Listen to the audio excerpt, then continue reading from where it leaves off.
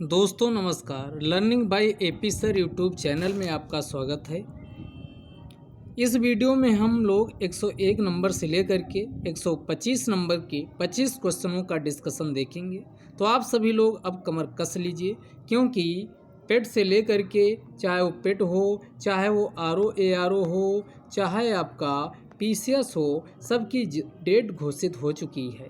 Exam date घोषित हो चुकी है, तो अब समय नहीं है कि आप आराम से मस्ती करें। पूरी तरीके से अब लग जाइए। और आपकी सुविधा के लिए जीएस की प्लेलिस्ट लगभग 700 से ज़्यादा क्वेश्चन अभी तक का डिस्कशन हो चुका है, और ये एग्ज़ाम के होने तक ये 5000 क्वेश्चन के आसपास आपका डिस्कशन जीएस का कर दिया जाएगा, और करंट के लगभग 1000 क्वेश्चन का डिस्कशन आपको मिलने वाला है। तो दोनों को फॉलो कर लीजिए, और आप यकीन मानिए, विश्वास रखिए, जो डिस्कशन आपका हो रहा है, बहुत सारे क्वेश्चन डिस्कशन से आपको मिलने वाले हैं। लगभग 80% क्वेश्चन डिस्कशन से होगा, चाहे वो आपका पीसीएस हो, चाहे वो आरओ हो, चाहे वो पेट ही क्यों ना हो। तो आइए शुरू करते हैं। पहला क्वेश्चन है, बुद्ध के शिष्य सुदत्त ने कच्ची कुटी नामक मठ कहाँ बनाया था? तो ये बुद्ध के शिष्य थे सुदत्त के द्वारा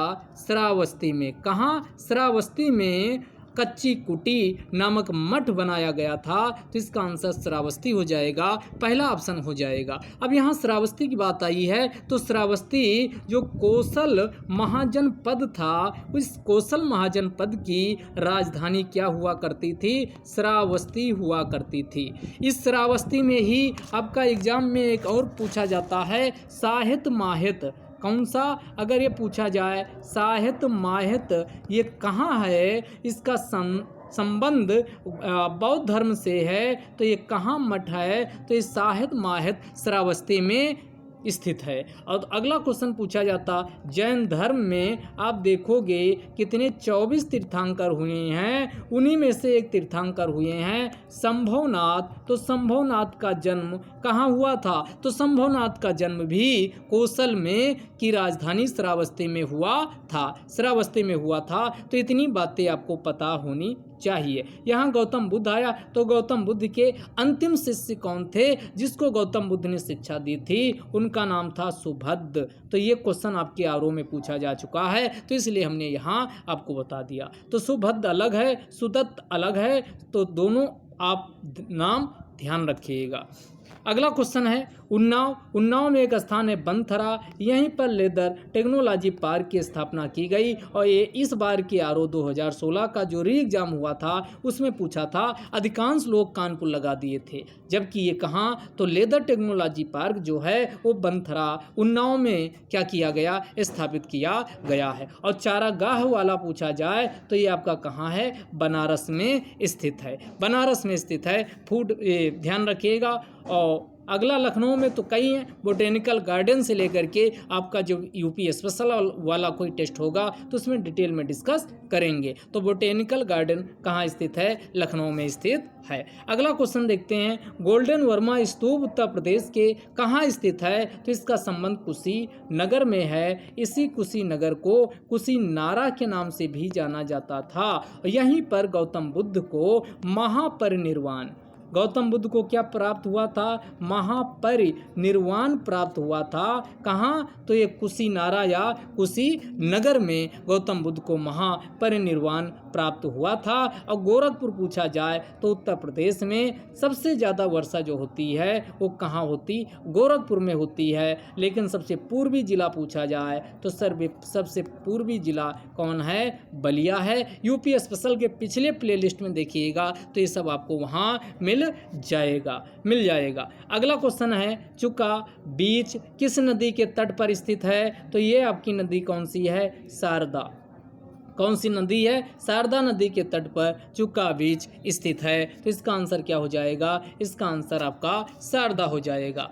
अगला, चरखारी जिसे बुंदेलखंड का कश्मीर कहा जाता, उत्तर प्रदेश के किस जिले में आता है? तो ये महोबा, जहाँ पर पान अनुसंधान केंद्र की भी स्थापना 1981 में की गई है। वहीं पर चरखारी पाया जाता और चरखारी महोबा में है, ध्यान रखिएगा। और ये चरखारी की स्थापना 1765 ईस्वी में, कब 1765 ईस्वी में बुंदेला के राजपूत जिनका नाम था विजय बहादुर के द्वारा एज ए प्रिंसली स्टेट, देसी रियासत के रूप में इसकी स्थापना किए थे। लेकिन जब भारत में ब्रिटिश शासन का साम्राज्य स्थापित होता है तो ये ब्रिटिश साम्राज्य के अंतर्गत इसे मिला लिया जाता है। इसी महोबा में ही, चरखारी में ही कौन सा अर्जुन सागर, तो ये पूछा जाए अर्जुन सागर व ब्रह्मानंद तालाब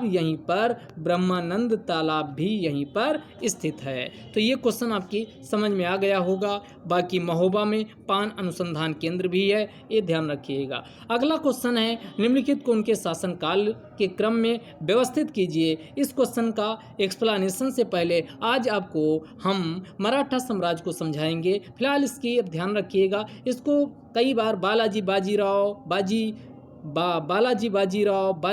प्रथम, बालाजी विश्वनाथ, माधोराव, इसमें बहुत कन्फ्यूजन होता। तो इसका आप ट्रिक जो हम बता रहे हैं वो ध्यान रखिएगा। विश्व में बाजी मार गया बालाजी का माधवराव, विश्व में बाजी मार गया बालाजी का माधवराव। तो आपका कभी क्वेश्चन गलत नहीं होगा। पहला है बालाजी विश्वनाथ, दूसरा है बाजीराव प्रथम, और अगला है बालाजी विश्वनाथ, बालाजी विश्वनाथ, अगला है माधवराव। तो आप अब यहाँ से आप लगा सकते हो, विश्व में बाजी मार गया तो विश्व का मतलब पहले बालाजी विश्वनाथ आएगा, यानी 3 नंबर। विश्व में बाजी मार गया बाजीराव आएगा 1 नंबर। विश्व में बाजी मार गया बालाजी का माधवराव, तो बालाजी आपका ये 2 नंबर पे आएगा, और सबसे लास्ट में माधवराव आएगा। यानी ऑर्डर क्या बनेगा, 3 1 2 4, यानी ऑप्शन आपका सी वाला हो जाएगा। यहाँ ये क्वेश्चन तो हमने सही कर लिया, लेकिन उससे ज़्यादा ज़रूरी है कि अन्य क्वेश्चन भी जो एग्जाम में आते हैं उसको हम सही कर पाएँ। तो जो मराठा साम्राज्य है, मराठा साम्राज्य की नींव आप जानते हो किसके द्वारा, छत्रपति शिवाजी के द्वारा डाली जाती है। किसके द्वारा, छत्रपति शिवाजी के द्वारा, यानी मराठा साम्राज्य की नींव डाली जाती। तो छत्रपति शिवाजी का जन्म 19 फरवरी, ध्यान दीजिएगा, 19 फरवरी 1630 ईस्वी को कहाँ होता है, तो ये मराठा के जो पुणे है, पुणे में एक आपका दुर्ग है, उसी को शिवनेरी दुर्ग के नाम से जाना जाता। शिवनेरी दुर्ग में किसका जन्म होता है, तो छत्रपति शिवाजी का जन्म शाहजी भोंसले इनके पिताजी थे। तो इनके पिताजी शाहजी भोंसले थे। तो छत्रपति शिवाजी का जन्म 19 फरवरी 1630 ईस्वी को शिवनेरी दुर्ग जो पुणे में है, पुणे में होता, और इनके पिताजी का नाम शाहजी भोंसले होता है। और शाहजी भोंसले जो पुणे है, और एक और स्थान था जिसका नाम था सूपे, पुणे व सूपे के जागीरदार थे। और ये जो पुणे और सूपे है, ये बीजापुर के शासक के अंतर्गत आता था, और इन्हें छत्रपति शिवाजी के पिता जो थे शाहजी भोंसले, उनको पुणे व सूपे की जागीर मिली हुई थी। फिर आगे चल करके शिवाजी कई युद्धों का सामना करते हैं, और जो प्रमुख शिवाजी के द्वारा युद्ध लड़े गए उनमें से कुछ युद्धों की बात कर लेते हैं। उन्हीं में से जो अगला प्रसिद्ध युद्ध है वो है आपका प्रतापगढ़ का युद्ध। तो इनके द्वारा प्रतापगढ़ का युद्ध लड़ा जाता है, और एक कब, तो इस 1659 में। क्रोनोलॉजी दे करके पूछ सकता है। तो प्रतापगढ़ का युद्ध 1659 में, इस सतारा के पास से प्रतापगढ़ स्थान है। शिवाजी व आदिल शाही सरदार था अफजल खां, इसमें शिवाजी अफजल खां को मार डालते हैं युद्ध में। तो ये प्रतापगढ़ का युद्ध किसके बीच हुआ, तो शिवाजी व आदिल शाही सरदार अफजल खान के बीच हुआ था। तो पहला युद्ध आपका कौन है, प्रतापगढ़ का युद्ध कब हुआ, 1659 में हुआ। एक तरफ शिवाजी थे और दूसरी तरफ कौन था, आदिल शाही सरदार था अफजल खां। अफजल खां। तो अफजल खां को शिवाजी इस युद्ध में मार देते हैं। तो ये पहला युद्ध हुआ प्रतापगढ़ का युद्ध। अगला युद्ध जो है उसी को पवनखिंड का युद्ध के नाम से जाना जाता। पवनखिंड का युद्ध। और ये पवनखिंड का युद्ध कब होता है? 1660 ईस्वी में। कब होता? 1660 ईस्वी में कोल्हापुर के पास एक किला है, उसी किला को किस नाम से जाना जाता? उसी किला को विशालगढ़, ध्यान समझिएगा, विशालगढ़ के किला के नाम से जाना जाता। इसी विशालगढ़ किले के पास कोल्हापुर के निकट पवनखिंड का युद्ध होता है, जो मराठा सरदार बाजी प्रभु देशपांडे, मराठा एक सरदार होता है बाजी प्रभु देशपांडे मराठा सरदार होता है। और दूसरी तरफ होता है सिद्दी मसूद, जो आदिल शाही सेना का सरदार होता है, उसका नाम क्या होता? सिद्दी मसूद के बीच ये युद्ध होता है। तो पहला युद्ध हमने क्या कहा? प्रतापगढ़ का युद्ध 1659 में शिवाजी व आदिल शाही सरदार अफजल खां। दूसरा हमने कहा 1660 में पवनखिंड का युद्ध होता है, मराठा सरदार बाजी प्रभु देशपांडे व दूसरा आदिल शाही सरदार सिद्दी मसूद के बीच होता है। और अगला जो युद्ध होता है उसी को सूरत के युद्ध के नाम से जाना जाता। सूरत का युद्ध। और सूरत का युद्ध कब होता है? 1664 ईस्वी में। सूरत का युद्ध 1664 ईस्वी में होता। एक तरफ छत्रपति शिवाजी की सेना होती है और दूसरी तरफ एक तरफ छत्रपति शिवाजी की सेना होती और दूसरी तरफ इनायत खान की सेना होती है, जो मुगल सरदार के बीच हुआ है। ध्यान रखिएगा, ऊपर वाले जो दो युद्ध बताए वो आदिल शाही सरदार के बीच हुआ था, लेकिन सूरत का युद्ध 1664 ईस्वी में किसके बीच? छत्रपति शिवाजी व इनायत खान जो मुगल सरदार होता है उसके बीच होता है। तो तीन युद्ध आपने समझ लिए। 1659 प्रतापगढ़ का युद्ध, दूसरा पवनखिंड का युद्ध 1660 में और तीसरा युद्ध आपने समझा सूरत का युद्ध 1664, जो मुगल से सीधा सामना होगा शिवाजी का, और मुगल सरदार जो होगा उसका नाम होगा इनायत खान। उसके बाद फिर अगला यानी मुगल साम्राज्य हुआ, मराठा साम्राज्य के बीच जो अगला युद्ध होता है उसी को पुरंदर के युद्ध के नाम से जाना जाता। और ये पुरंदर का युद्ध कब होता है? तो 1665 ईस्वी में होता। और इसी के बाद जो समझौता होगा उसी को पुरंदर संधि के नाम से भी जाना जाता। तो पुरंदर का युद्ध 1665 ईस्वी में मुगल सरदार व मराठा साम्राज्य के बीच होता है। इसके बाद अगला जो युद्ध हुआ उसी को किस नाम से जाना जाता? उसी को सिंघागढ़ के युद्ध के नाम से जाना जाता। ये कब होता है? 1670। और ये सबको पता होगा सिंघागढ़ का किला, क्योंकि जो मूवी आई थी तानाजी में इसी किले को दिखाया गया है। सिंघागढ़ का युद्ध 1670 ईस्वी में होता है। ये कहाँ स्थित था? ये पुणे के पास स्थित है। और ये युद्ध किसके बीच होता है? तानाजी मालुसरे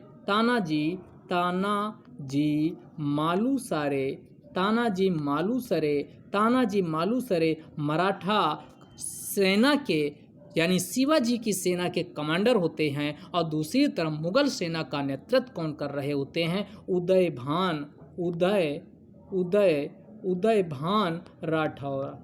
भान राठौर। मूवी इसको जरूर देखिएगा, इसमें जो देखे होंगे बिल्कुल रियल घटना को दर्शाया गया है। तो ये आपका इसी को सिंघागढ़ के युद्ध के नाम से जाना जाता है। इसी के बाद अगला जो युद्ध होता है उसको क्या कहा जाता? कल्याण का युद्ध। और कल्याण का युद्ध कब होता है? तो 1682-83 में 1682-83 में होता है। और ये युद्ध बहादुर खान, मुगल सेना का नेतृत्व इसमें बहादुर खान करते हैं। और मुगल सेना के द्वारा बहादुर खान के द्वारा मराठा साम्राज्य को पराजित कर दिया जाता, क्योंकि 1680 के बीच क्या होगा? 1680 में किसकी डेथ हो जाएगी? शिवाजी की डेथ हो जाएगी। उसके बाद आगे का कमान इनके पुत्र संभाजी संभालेंगे और जो शिवाजी की भांति इनका कुशल कूटनीति व दक्ष इतने नहीं होंगे शिवाजी की तुलना में। तो इसके बाद शिवाजी जो अंतिम युद्ध लड़ रहे थे उस युद्ध का नाम था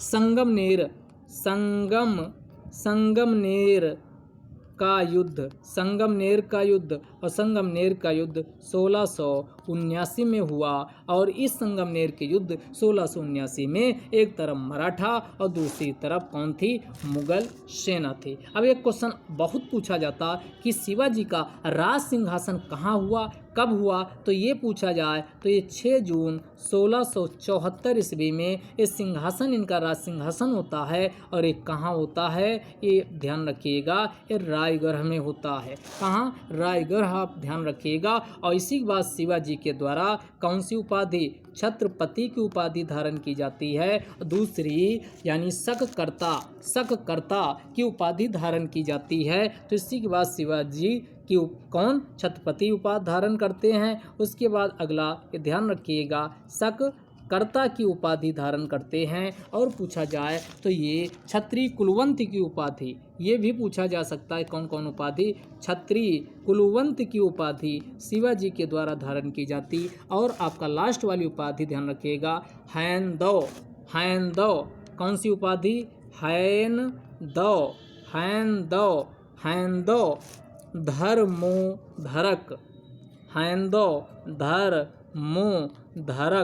धर्मोधरक की उपाधि भी धारण की जाती है।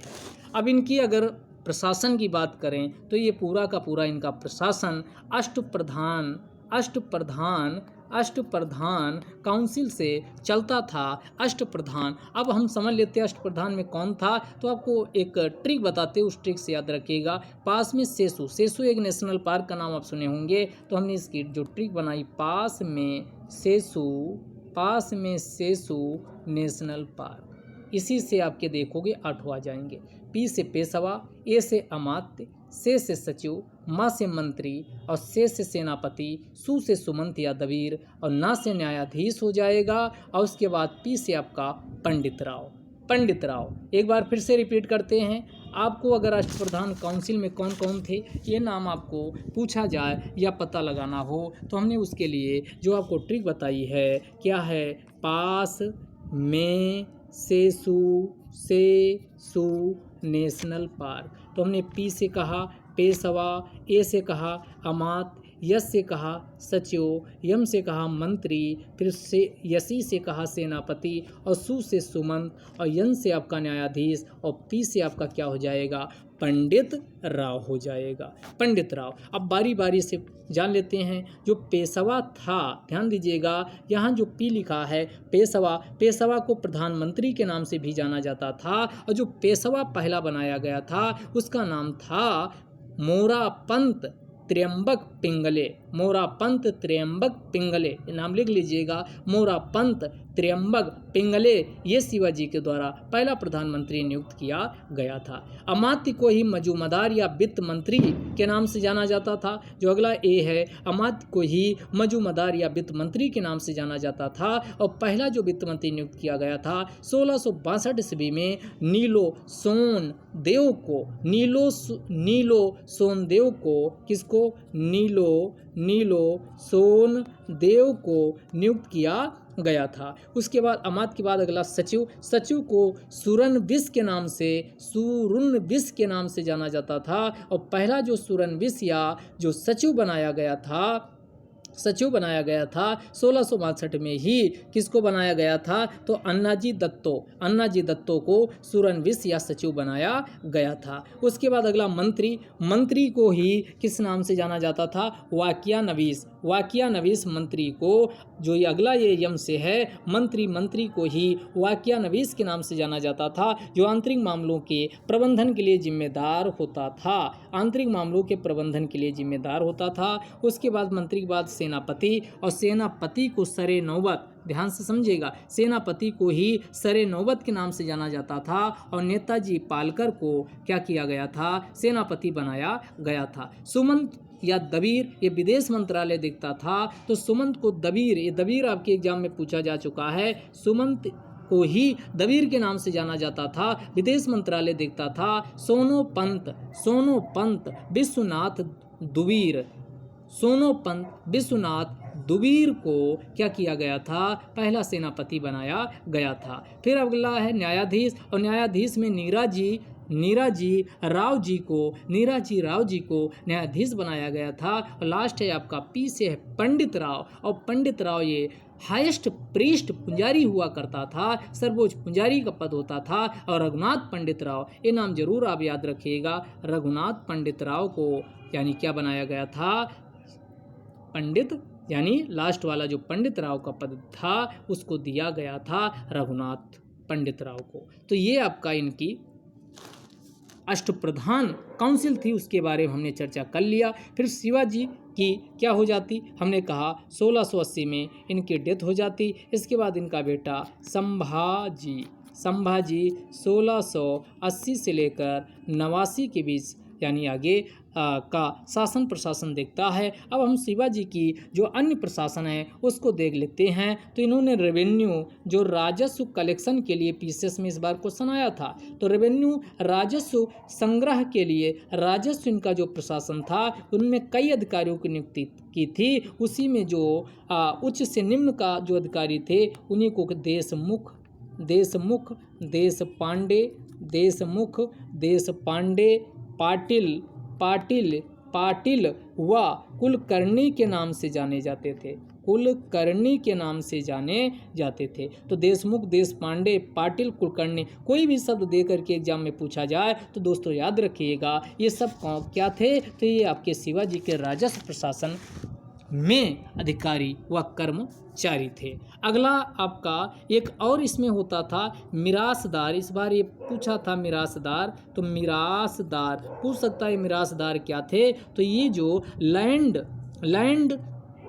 के जो वंशानुगत अधिकारी होते थे, वंशानुगत अधिकार दिया जाता था लैंड जमीन में, उसी को किस नाम से जाना जाता था, उसी को मिरासदार यानी हेरिडिटरी राइट्स इन लैंड, जमीन में वंशानुगत अधिकार का प्रदान किया जाना, यही कहलाता था मिरासदार। और शिवाजी इसमें बहुत स्ट्रिक्टली इसको देखते थे और इसके विरोधी थे। और शिवाजी के द्वारा जो रेवेन्यू सिस्टम को लागू किया गया था, मलिक अंबर के द्वारा जो काठी सिस्टम को लागू किया था, वही सिस्टम शिवाजी ने भी मलिक अंबर वाली काठी सिस्टम को अपनाया था। और कर का वसूली जो शिवाजी के प्रशासन में होती थी, उनमें से 2 कर प्रमुख रूप से थे, एक चौथ और दूसरे को सरदेश मुखी के नाम से जाना जाता था। एक कुल का 1/10 वसूला जाता था, एक कुल का 1/4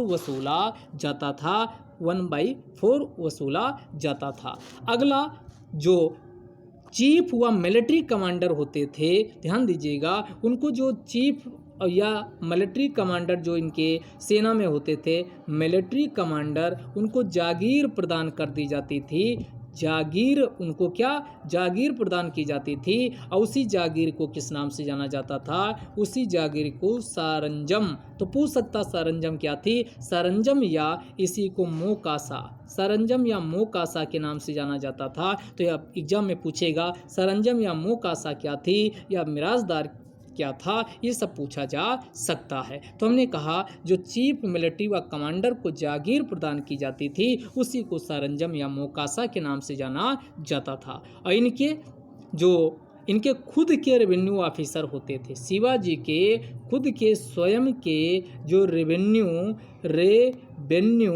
ऑफिसर होते थे, उन्हीं को किस नाम से जाना जाता था, उन्हीं को कारकुन के नाम से जाना जाता था। कारकुन तो पूछ सकता है कारकुन क्या था, तो आपकी अब समझ में आ गया होगा। इसके बाद संभाजी के बाद आपका साहू जी आते हैं, और साहू जी का काल 1707 से लेकर 1749 तक रहता है। लेकिन 1713 ईस्वी से क्या किया जाता, पेशवा का पद सर्वोच्च बना दिया जाता है, और जबकि छत्रपति जो उपाधि होती उसका महत्व कम हो जाता, और यहीं से पेशवा प्रधान पद बन जाता है। और बालाजी विश्वनाथ 1713 से लेकर के 1720 तक बालाजी विश्वनाथ प्रथम पेशवा बनाए जाते हैं।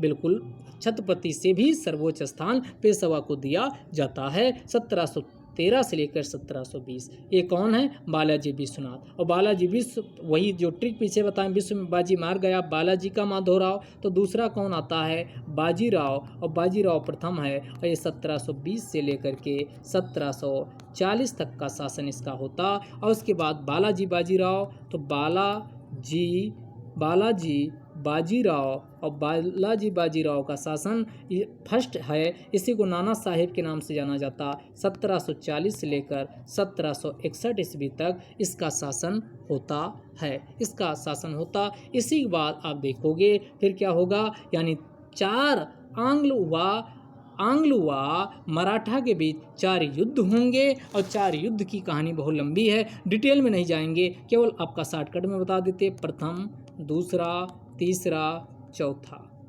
4 आंग्ल मराठा युद्ध हुए। पहला वाला 1775 में शुरू होगा, 82 में ये किस संधि से समाप्त होगा? तो साल 22 की संधि से समाप्त होगा। इतना ज़्यादा लिख दिए, 4 नहीं 3 हुए हैं। और दूसरा वाला कब हुआ? तो ये 1803 में शुरू होगा, 1805 में समाप्त होगा। और ये किस? तो साल 22 के बाद ये दूसरा वाला बसीन की संधि इससे संबंधित है। और तीसरा वाला 1817 और उसके बाद 1818 के बीच होगा। और इसी के बाद जो बाजीराव सेकंड होगा, बाजीराव सेकंड आएगा, और इसको फिर यानी पेंशन दे करके कहाँ भेज दिया जाएगा? कानपुर के निकट बिठूर के पास भेज दिया जाएगा। और फिर जो मराठा साम्राज्य है वो पूरी तरीके से किसके अंतर्गत? ब्रिटिश साम्राज्य में अंग्रेजों के द्वारा मिला लिया जाएगा। तो ये कहानी आपकी एक ओवरव्यू वाली हमने आपको दे दी है, एक ओवरव्यू दे दिया। अब आगे आते हैं, अगला क्वेश्चन देखते हैं। अगला क्वेश्चन है निम्नलिखित में से कौन से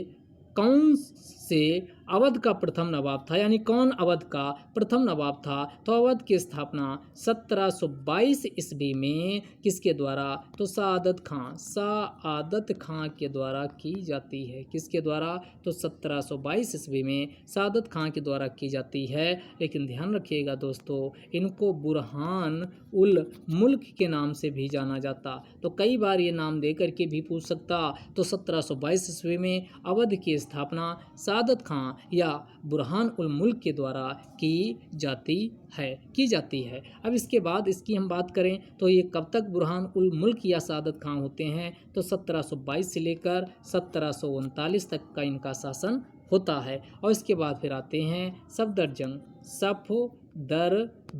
और सफदरजंग का शासन होता है कब तक? तो 1739 से लेकर के 1754 के बीच होते हैं सफदरजंग। और सफदरजंग के बाद फिर आते हैं सुजाउद्दौला। ये सुजाउद्दौला वही है जिसके बीच क्या होगा आपको पता, बक्सर का युद्ध। तो 1754 से लेकर के 1775 के बीच शासन जो होता अवध का वो किसका होता? सुजाउद्दौला। और सुजाउद्दौला के बाद फिर आपका कौन है? असफुद्दौला। और असफुद्दौला का शासनकाल है 1775 से लेकर के 1797। तो इनका क्रोनोलॉजी भी आपका पूछा जा सकता। उसके बाद फिर और कई हैं, लेकिन आपके एग्जाम के ये अब आगे काम के नहीं है। वैसे आपको बता दें 1797 से लेकर 1798 तक आसिफ जाह मिर्जा का शासन होता है। उसके बाद यामिन उद्दौला 1798 से 1814 के बीच क्या होते अवध के नवाब। उसके बाद रफात उद्दौला 1814 से 1827। और उसके बाद फिर 1827 से 1837 के बीच नासिरुद्दीन हैदर शाह जहां का शासन अवध का नवाब होते हैं। उसके बाद 1837 से 1842 के बीच अबुल फतह मोइनुद्दीन का शासन होता है। उसके बाद फिर 1842 से 1847 के बीच नजमुद्दौला अबुल मुजफ्फर मुस्लिहुद्दीन का शासन होता। नजमुद्दौला अबुल मुजफ्फर मुस्लिहुद्दीन का शासन 1842 से 1847 रहता है। उसके बाद 1847 से 1856 अबुल मंसूर मिर्जा का शासन रहता है। और इसके बाद आपको जो ध्यान रखना है वो लास्ट के 2 ध्यान रखना, यानी ये आपका जो नाम तो ऐसे बता दिए, ये आपका बेगम हजरत महल, बेगम हजरत महल जो 1857 की क्रांति होगी, बेगम हजरत महल, ये इनका शासन होगा 1856 से लेकर के ध्यान दीजिएगा 1858 और इसके बाद 1800 इनका जो बिरजिस कद्र, ये भी कई बार पूछा है, बिरजिस कद्र का जो शासन अवध का नवाब बनता है 1858 से लेकर के 1859 और उसके बाद फिर अवध को भी पूरी तरीके से किस में मिला लिया जाता है, पूरी तरीके से ब्रिटिश साम्राज्य में मिला लिया जाता है। उस शासन के आधार पर जानते हो 1856 में अवध को मिलाया गया था आउटरम रिपोर्ट की आधार पे। तो ये आपका उसी के बाद आपका 1857 की क्रांति शुरू होगी, जिसमें जो बेगम हजरत महल है वो क्या करेंगी, यानी 1857 की क्रांति का नेतृत्व कहाँ, लखनऊ में करेंगी। तो इसका क्वेश्चन का आंसर मिल गया होगा। अवध का प्रथम नवाब कौन था, तो सादत खां 1722 ईस्वी में अवध की स्थापना किया था। अगला, हाल ही में हॉलीवुड स्टूडियो MGM को किस कंपनी ने खरीदा, तो इसको अमेजन के द्वारा खरीदा गया है। अगला, कर्नाटक का 3 युद्ध हुए, फ्रांसीसी सेना व ब्रिटिश सेना के बीच 3 युद्ध हुए, उसी को कर्नाटक का प्रथम युद्ध 1746 से कुछ बुक में 44 में मिल जाएगा, 1748 के बीच जो युद्ध हुआ इसी को कर्नाटक का प्रथम युद्ध के नाम से जाना जाता। और प्रथम युद्ध यक्सला सापेल की संधि हुई 1748 में, उससे समाप्त हुआ। और दूसरा जो युद्ध हुआ उसी को कर्नाटक का दूसरा युद्ध के नाम से जाना जाता, जो 1749 से लेकर 1754 के बीच होगा। और इसी को ये युद्ध है ये पांडिचेरी की संधि से समाप्त होगा। उसके बाद तीसरा कर्नाटक का युद्ध 1756 से लेकर 1763 होगा। और ये युद्ध है ये ये किस संधि से समाप्त होगा, तो ये पेरिस की संधि से समाप्त होगा। और ये भारत में जो सप्तवर्षीय युद्ध ब्रिटिश सेना व फ्रांसीसी सेना के बीच हुआ था उसी का भारत में विस्तार था। ऑस्ट्रियाई उत्तराधिकार को लेकर के ये यूरोप में युद्ध हुआ था, उसी का विस्तार भारत में भी देखा गया था। तो पहला यक्सला सापेल की संधि, दूसरा पांडिचेरी की संधि और तीसरा पेरिस की संधि से युद्ध समाप्त होते हैं। ऐसे मैसूर का युद्ध के संदर्भ में भी कितने 4 आंग्ल मैसूर युद्ध हुए। पहला 1767 से 1769 हुआ, मद्रास की संधि से समाप्त हुआ। दूसरा वाला 1780 से 84 हुआ, मंगलौर की संधि से समाप्त हुआ। तीसरा वाला 1790 से 92 हुआ, श्रीरंगपट्टनम की संधि से समाप्त हुआ, श्रीरंगपट्टनम की। और चौथे युद्ध में 1799 में टीपू सुल्तान युद्ध करते हुए वीर गति को प्राप्त होता। डिटेल कहानी अभी बताएंगे, बहुत लंबा वीडियो बन जाएगा। तो इसका आंसर आपका क्लियर हो चुका होगा। जो प्रथम कर्नाटक युद्ध था निर्णायक युद्ध था, ना कोई हार रहा था, ना फ्रांसीसी सेना ना ब्रिटिश सेना, तो ये आपका हो जाएगा। तृतीय कर्नाटक युद्ध पेरिस की संधि हो जाएगा 2 का, यानी ए का हो जाएगा 3 और बी का हो जाएगा पहला। और उसके बाद प्रथम मैसूर युद्ध, तो इससे आपका क्या था, इसमें ब्रिटिश की हार हुई थी, तो इसका हो जाएगा 2 सी, यानी आपका सी कहाँ गया। और द्वितीय कर्नाटक युद्ध ये कहाँ गया, हाँ, प्रथम कर्नाटक युद्ध यक्सला सापेल की संधि से अंत होगा। ये फिर से मिला लीजिए, तो ए का क्या हो जाएगा, ए के सामने 4 आएगा, यानी पहले वाले में 4 किसमें है, केवल इसमें है, पीछे हमने बता दिया, उससे मिला लीजिए। अगला, किस अधिनियम के द्वारा ब्रिटिश संसद ने चाय और चीन के साथ व्यापार को, यानी चाय और चीन, जब 1813 का अधिनियम आया तो ये अभी भी ब्रिटिश ईस्ट इंडिया कंपनी का एक अधिकार चीन व चाय के साथ व्यापार का बना था। अन्य मामले अन्य जो ब्रिटेन की कंपनियां थी उसके लिए खोल दिया गया था। फिर 1833 का आएगा अधिनियम, उसमें चीन चाय सब कुछ एक अधिकार समाप्त कर दिया जाएगा। तो यहाँ पर 1813 का चार्टर अधिनियम हो जाएगा। अगला क्वेश्चन है, निम्नलिखित में से कौन सही सुमेलित नहीं है। DPSP से क्वेश्चन इसमें है, DPSP और DPSP अगर पूछा जाए तो राज्य के नीति निर्देशक तत्व कहा जाता है। ये कहाँ से लिए गए हैं, ये आयरलैंड से लिए गए, ये ध्यान रखिएगा। इसका उल्लेख किस भाग में है, भाग 4 में है। कहाँ 36 से लेकर आर्टिकल 51 के बीच इनका उल्लेख किया गया है। 39A में क्या कहा गया, इसे 42वें संविधान संशोधन से शामिल किया गया। समान न्याय और निःशुल्क विधिक सहायता की बात की गई। 40 में ग्राम पंचायतों के गठन की बात की गई। 44 में एक समान नागरिक संहिता और 48 नहीं 50-50 का मतलब हुआ आर्टिकल 50 में न्यायपालिका का कार्यपालिका से पृथककरण की बात की गई। जबकि 48 किसकी बात करता, आधुनिक कृषि का वैज्ञानिक तरीके से करने की बात करता है तथा दुधारू तथा वाहक तथा अन्य जो वाहक पशु हैं उनके नस्लों के सुधार तथा गाय तथा बछड़ों इत्यादि के वध का निषेध की बात 48 आर्टिकल करता है। ये ध्यान रखिएगा। तो ये कौन गलत वाला पूछ रहा था, तो यही लास्ट वाला गलत है, ध्यान रखिएगा। भारतीय संविधान की 6ठी अनुसूची में तो 5वीं अनुसूची और 6ठी अनुसूची। 6ठी अनुसूची में असम, एएम, TMI, तो ध्यान रखिए असम, मेघालय, त्रिपुरा, मिजोरम इनके संबंध में जो प्रशासन है वो 6ठी अनुसूची में बात की गई। और 5वीं अनुसूची में 4 राज्य हटा दीजिए, असम, मेघालय, त्रिपुरा, मिजोरम। अन्य जो जनजातीय क्षेत्र बचेंगे उनके प्रशासन के बारे में 5वीं अनुसूची में उल्लेख किया गया है। तो इसमें 6ठी पूछ रहा तो मेघालय, त्रिपुरा, मिजोरम और एक राज्य और दिया होता असम, तो भी इसी के साथ शामिल हो जाता। अगला बात करें सेहत OPD पोर्टल किसके द्वारा, ये राजनाथ सिंह के द्वारा, जो रक्षा मंत्री हैं राजनाथ सिंह, इनके द्वारा ये लॉन्च किया गया है, तो ध्यान रखिएगा। अगला क्वेश्चन है भारतीय संविधान सभा ने राष्ट्रीय ध्वज का प्रारूप 22 जुलाई 1947 को अपनाया। ये बिल्कुल बात सही है। दूसरा, राष्ट्रीय ध्वज में 21 नहीं बल्कि कितनी 24 तीलियां हैं। राष्ट्रीय ध्वज की चौड़ाई व लंबाई का अनुपात ये आपका 2:1 है, ना कि 3:4। तो इसमें गलत क्या हो जाएगा, यानी केवल एक सही है, बाकी 2 और 3 स्टेटमेंट क्या हैं, गलत हैं।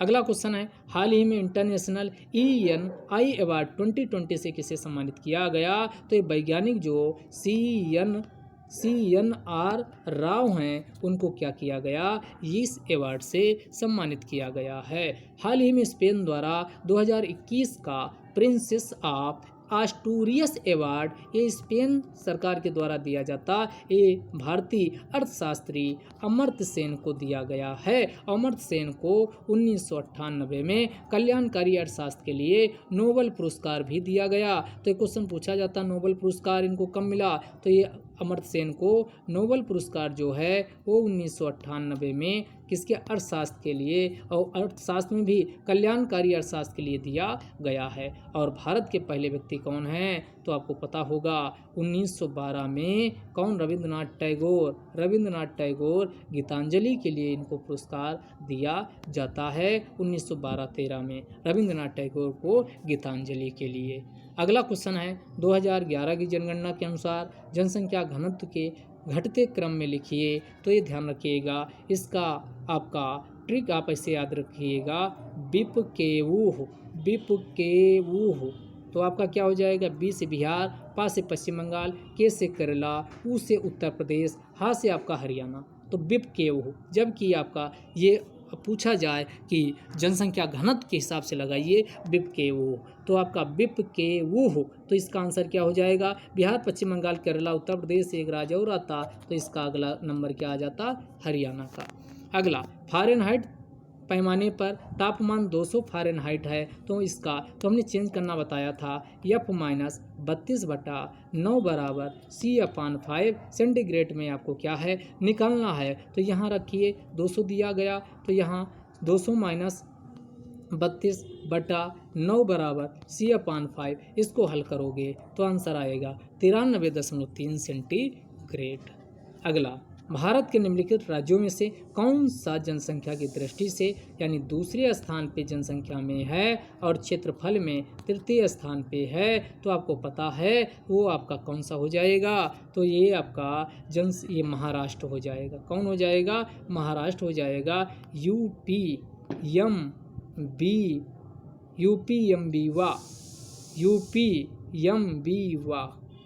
ये ऐसे ध्यान रखिएगा, UPMB तो उत्तर प्रदेश जनसंख्या में दूसरे पहले नंबर पे, महाराष्ट्र दूसरे नंबर पे है, तो ये आपको पता है। तो यहाँ दूसरे पूछ रहा है, अगर एरिया वाइज पूछता तो नंबर 1 पे कौन आपका राजस्थान हो जाएगा, नंबर 2 पे कौन एमपी हो जाएगा क्षेत्रफल में, और नंबर 3 पे कौन हो जाएगा, नंबर 3 पे महाराष्ट्र ये हो जाएगा क्षेत्रफल में, और चौथे नंबर पे यूपी।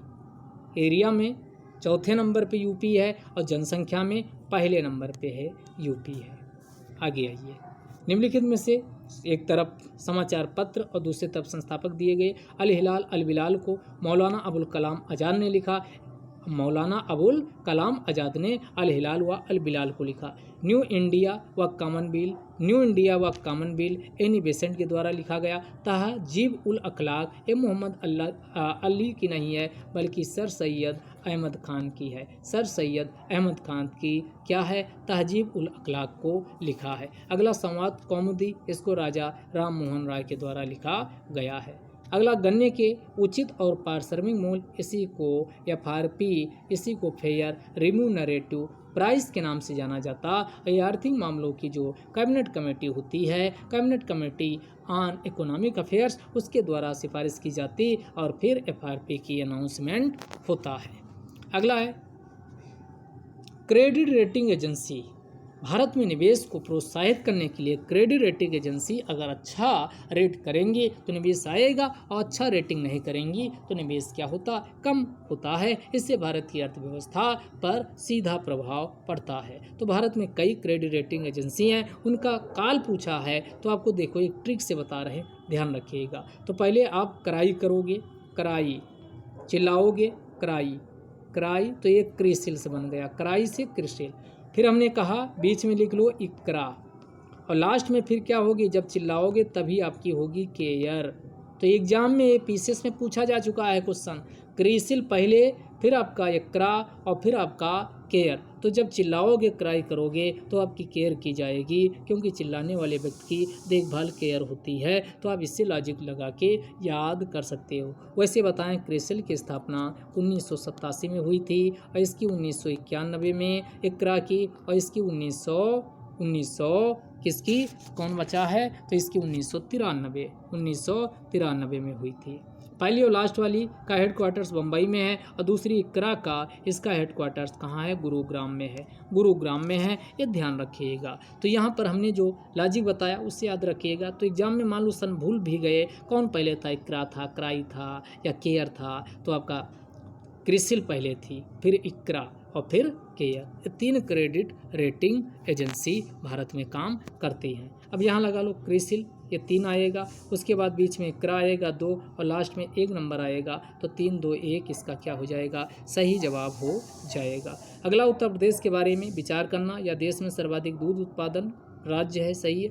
आलू सबसे ज़्यादा यहाँ होता, गन्ना का प्रमुख उत्पादक राज्य है। नंबर 1 का नहीं पूछ रहा, प्रमुख उत्पादक राज्य पूछ रहा, तो इसका आंसर क्या हो जाएगा, यानी 3 के 3 तीनों सही है, ये इसका आंसर हो जाएगा। अगला, एमनेस्टी इंटरनेशनल संगठन मानव अधिकारों के संरक्षण के लिए क्या करता है, एनजीओ है, एक प्रकार का नॉन गवर्नमेंटल ऑर्गेनाइजेशन है। खेल कूद में उत्कृष्टता के लिए कौन सा, तो अर्जुन पुरस्कार दिया जाता है।